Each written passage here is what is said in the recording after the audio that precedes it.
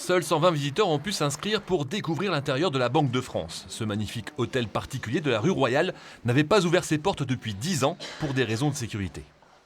Nous accueillons des chefs d'entreprise, des dirigeants d'établissements de crédit, nous accueillons les familles qui rencontrent des difficultés financières puisque nous assurons le secrétariat des commissions de surendettement.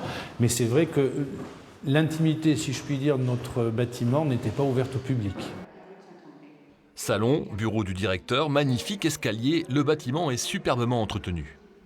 On sent qu'il y a une volonté réelle de garder le patrimoine historique.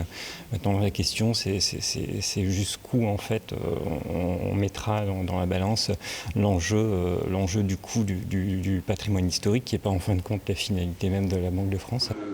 Mais c'est au sous-sol que se trouve le clou de la visite, la salle des coffres-forts. Elle n'est plus utilisée depuis 2004 et révèle quelques-uns de ses secrets.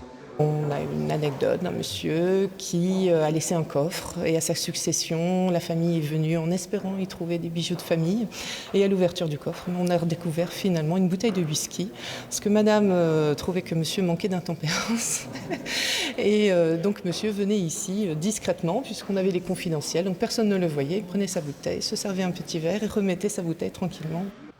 Autre site encore méconnu du grand public, le Fort des Dunes à Lefrancouc. L'armée a quitté les lieux en 98 et il n'est ouvert que pendant l'été. Au caméraman, au perchi. Et j'en fais quoi de ton café en fait du coup Je sais pas moi, on me met à l'épreuve, je crois qu'on me met à l'épreuve. Ce week-end, ce sont des comédiens qui emmènent les visiteurs dans les dédales du fort.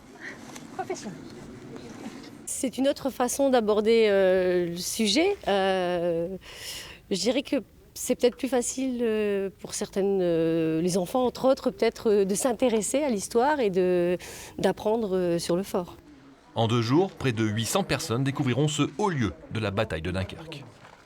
Vous avez 8 chambres de 80 mètres carrés. Vous comptez les portes en bas. 1, 2...